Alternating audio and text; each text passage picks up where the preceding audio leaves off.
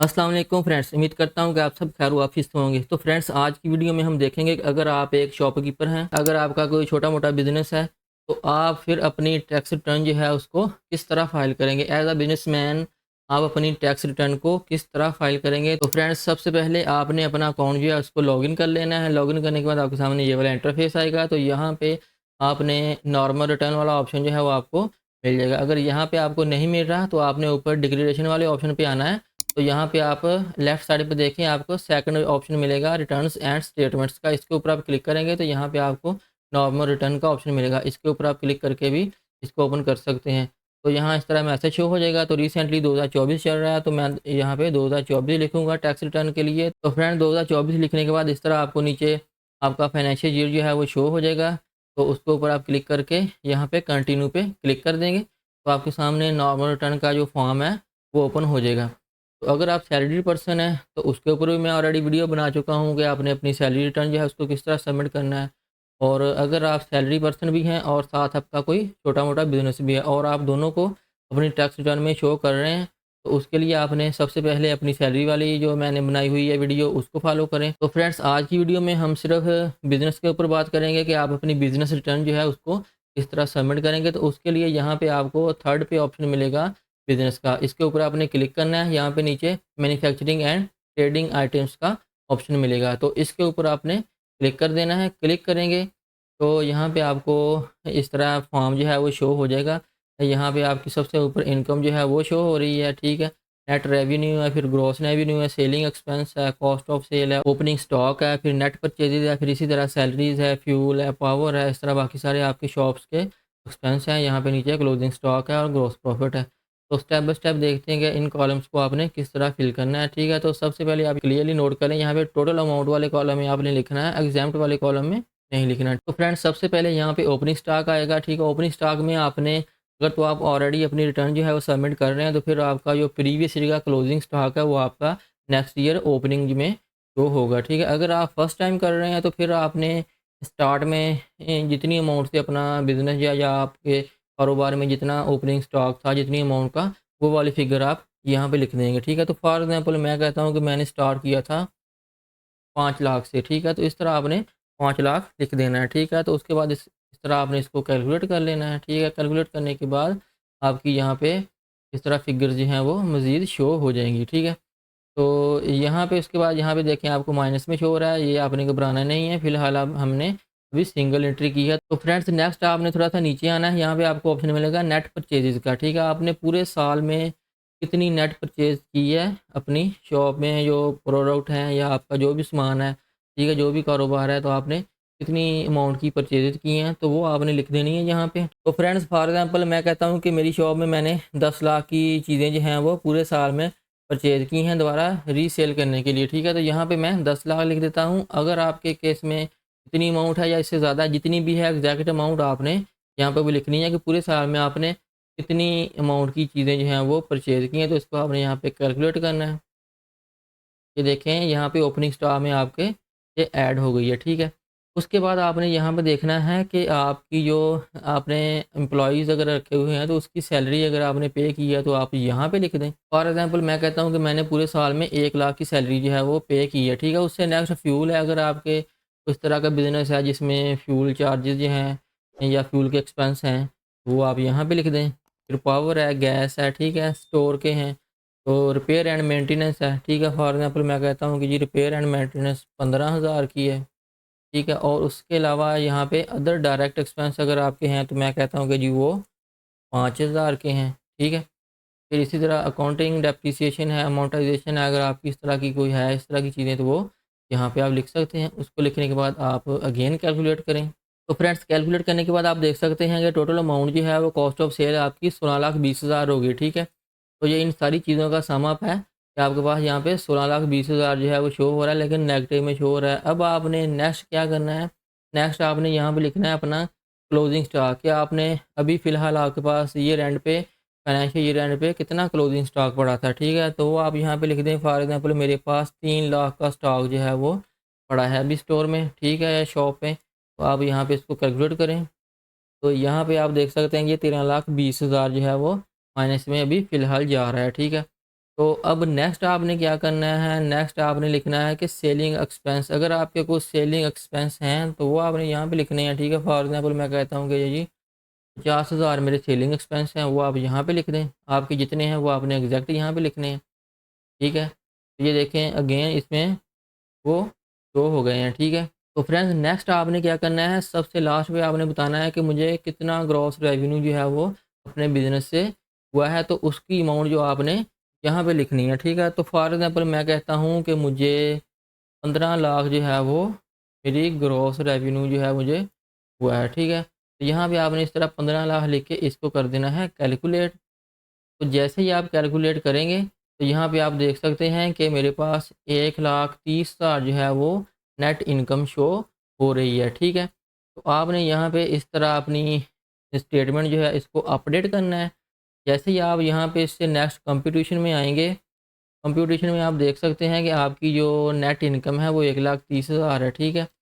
तो अगर आप सैलरीड पर्सन हैं या बिजनेसमैन हैं, तो अगर आपकी इनकम 6 लाख तक है तो आपको ज़ीरो टैक्स होगा। अगर आपकी इनकम 6 लाख से ऊपर है तो फिर आपको टैक्स पड़ेगा। अभी हमारी इनकम 6 लाख से काफ़ी कम है, तो हमें यहाँ पे ज़ीरो शो हो रहा है, ठीक है। अगर इससे ज़्यादा होती तो हमको यहाँ पे टैक्स जो है वो विद होल्डिंग टैक्स शो होना था। तो चलें देखते हैं कि अगर हमारी इनकम ज़्यादा होती तो हमको किस तरह टैक्स शो होना है। तो उसके लिए हम अपनी इनकम को इंक्रीज़ करेंगे। तो उसके लिए अगेन आप यहाँ पे बिज़नेस वाले ऑप्शन में आएँगे, यहाँ पे मैन्युफैक्चरिंग एंड ट्रेडिंग।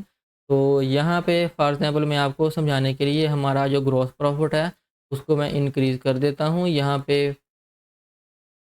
आपको 15 लाख लिखा था हमने, फॉर एग्ज़ाम्पल हम कहते हैं कि जी 20 लाख हमारी जो ग्रॉस रेवेन्यू है, तो उसको आपने इस तरह कैलकुलेट करना है। अब हमारी इनकम जो है वो 6,30,000 हो गई है, 6,30,000 हो गई है। और अब देखते हैं कंपटीशन में हमें क्या शो हो रहा है। तो उसके लिए यहाँ पे आपने कंपटीशन में आना है। तो यहाँ पे आप देख सकते हैं 6,30,000 मेरी इनकम है, जो कि 6 लाख से जब ज़्यादा हुई तो उसके ऊपर टैक्स स्लैब के हिसाब से ये मेरा टैक्स जो है वो शो हो रहा है, नॉर्मल इनकम टैक्स 2,250, ठीक है। तो इस तरह आपको यहाँ पे नीचे देखें PSID भी ऑलरेडी आपको शो हो रही है। इसको आपने पे करने के लिए यहाँ पे प्रिपेयर्ड PSID वाले ऑप्शन पे क्लिक करके अपना चालान जनरेट करना है।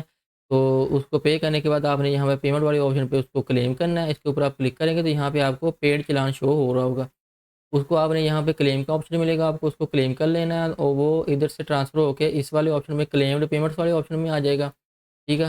तो उसको नेक्स्ट आपने क्या करना है, तो फ्रेंड उसको क्लेम करने के बाद आप जहाँ पे नीचे स्क्रॉल करके देखेंगे तो यहाँ पे आपको ज़ीरो शो हो रहा होगा और आपका एडमिन टैक्स जो है वो ज़ीरो हो जाएगा और यहाँ पे आपका पेड में वो शो हो रहा होगा, ठीक है। तो उसके बाद ही आप अपनी रिटर्न जो है उसको सबमिट कर सकते हैं। तो फ्रेंड्स उससे नेक्स्ट हम देखते हैं बिज़नेस टैब वाले ऑप्शन में मैन्युफैक्चरिंग एंड ट्रेडिंग का फॉर्म जो है वो आपने देख लिया है, ठीक है। इससे नेक्स्ट यहाँ पे आपको अदर रेवेन्यू का ऑप्शन मिलेगा। इसके ऊपर भी अगर आप थोड़ा-सा देखें, तो अगर इन कैटेगरीज़ में भी आपकी इनकम जो है वो ऑलरेडी शो हो रही है कोई, तो आप इसके अगेंस्ट भी यहाँ पे लिख सकते हैं, ठीक है। इससे नेक्स्ट है management administrative selling and financial expense. इसके ऊपर आप क्लिक करके ये फॉर्म आपके पास ओपन हो जाएगा। अगर आपका कोई रेंट है, आप पे कर रहे हैं, ठीक है, ये सारे आपके एक्सपेंसेस ही हैं। अगर आप रेंट पे कर रहे हैं तो आप यहाँ पे लिखें, अदर को टैक्स पे किया है तो वो आप यहाँ पे लिखें। फिर सैलरीज़ है, ठीक है, ट्रैवलिंग है, इलेक्ट्रिसिटी का आपका कोई एक्सपेंस है, कम्युनिकेशन है, रिपेयर एंड मेंटेनेंस है, तो ये सारे आप देखें, स्टेशनरी है, प्रोफेशनल चार्जेज़ है, प्रॉफिट ऑन डेट है, डोनेशन है,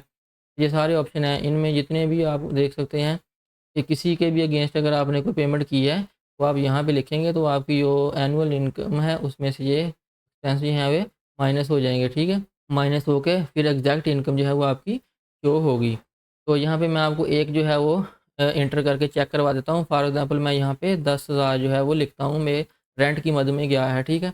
इसको आपने लिखने के बाद यहाँ पे कैलकुलेट करें, तो यहाँ पे आप देख सकते हैं कि मैनेजमेंट एंड एडमिनिस्ट्रेटिव एक्सपेंस जो है आपका 10,000 शो हो रहा है, तो यहाँ पे आपको 6,30,000 थी जो कि 6,20,000 रह गई है, ठीक है। तो इस तरह आपके एक्सपेंस जो हैं आपकी इनकम से माइनस हो जाएँगे ग्रॉस प्रॉफिट से।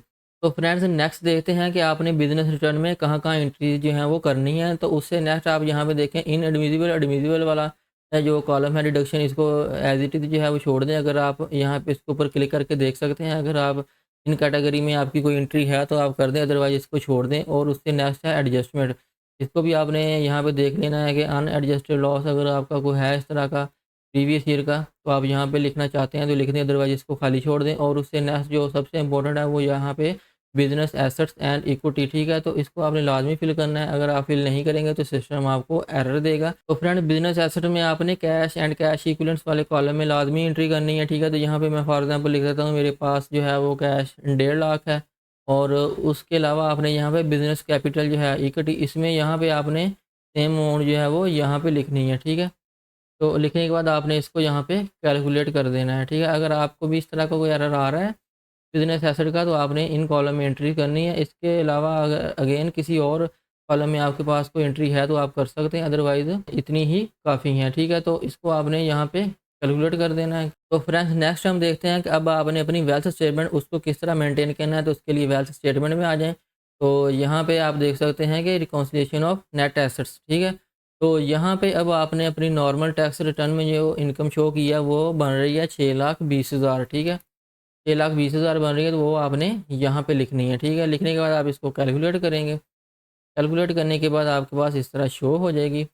अब इसको आपने अपने एक्सपेंसेस में भी शो करना है, ठीक है। शो करने के बाद ही आप अपनी जब आपकी जो रिकॉन्सिलिएशन है ये देखिए माइनस में शो हो रही है, ठीक है, अनरिकॉन्साइल्ड अमाउंट, इसको आपने ज़ीरो करना है। ज़ीरो किस तरह करना है, इसको आप अपने एक्सपेंसेस में भी लाजमी शो करेंगे, और अगर आपके कोई एसेट इंक्रीज़ हुई हैं तो वो भी आप यहाँ पे लिख सकते हैं, ठीक है। तो फ्रेंड्स इस वीडियो में मैं वेल्थ स्टेटमेंट के हवाले से बिल्कुल भी डिटेल में नहीं जाऊँगा, तो क्योंकि मैंने डिटेल वीडियो जो है वो ऑलरेडी अपलोड कर दी हुई है, आप उसको देख के अपनी वेल्थ स्टेटमेंट को अपडेट कर सकते हैं, ठीक है।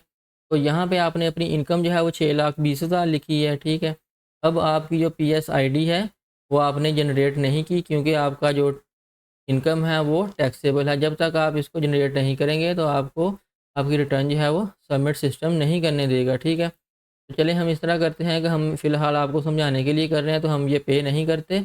तो उसके लिए हमने क्या करना है, हम अपनी इनकम जो है उसको कम करेंगे, ठीक है। कम किस तरह करेंगे, आपने यहाँ पे बिज़नेस वाले ऑप्शन में ही आ जाना है।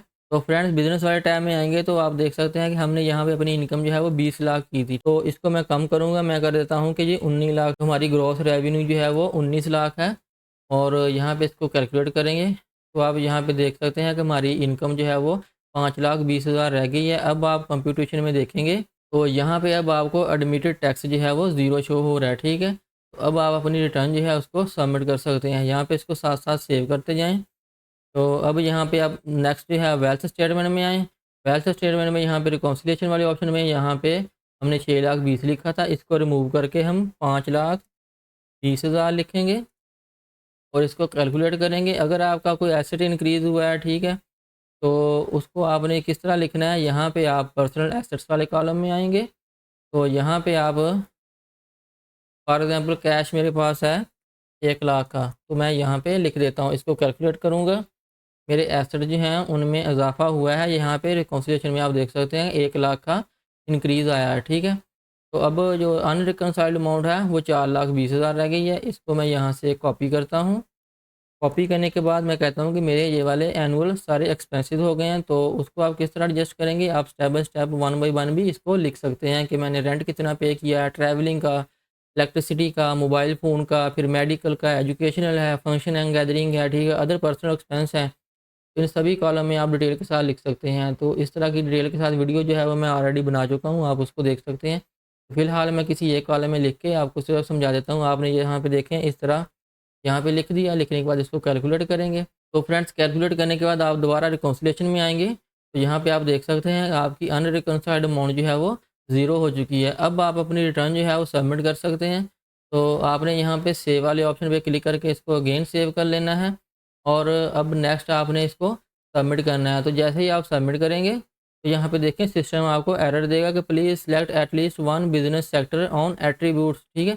तो यहाँ पे अब नेक्स्ट आपको एट्रीब्यूट्स का ऑप्शन मिलेगा, ठीक है। तो यहाँ पे अब आपने, क्योंकि आप अपनी बिजनेस रिटर्न कर रहे हैं, तो यहाँ पे आपने किसी भी एक सेक्टर में, यहाँ पे बिजनेस सेक्टर 1 है, 2, 3, 4, ठीक है। तो यहाँ पे किसी भी एक कॉलम में आपने अपने, यहाँ पे लिस्ट पूरी शो हो रही है ए टू ज़ेड सभी बिजनेस के रिलेटेड। तो आपने जो भी आपका बिजनेस है उनमें से एक आपने सेलेक्ट कर लेना, ठीक है। तो मैं फॉर एग्जांपल आपको समझाने के लिए ये वाला सेलेक्ट करता हूँ। सेलेक्ट करने के बाद यहाँ पे आपने दोबारा डाटा में आ जाना है, और उसके बाद इसको सेव करने के बाद आप अब नेक्स्ट सबमिट करेंगे। तो फ्रेंड्स जैसे ही आप सबमिट पे क्लिक करेंगे तो अब आप देख सकते हैं कि आपके पास सबमिशन का ऑप्शन जो है वो शो हो चुका है। अब आपने यहाँ पे अपना 4 डिजिट्स पिन जो है वो लगाना है, लगाने के बाद इसको सबमिट कर देना, तो आपकी रिटर्न जो है वो सबमिट हो जाएगी। तो फ्रेंड्स आज की वीडियो में इतना ही। उम्मीद करता हूँ आज की वीडियो आपको पसंद आई होगी और इस वीडियो को फॉलो करते हुए जितने भी छोटे दुकानदार हैं वो अपनी रिटर्न जो है वो आसानी के साथ उसको सबमिट कर सकते हैं।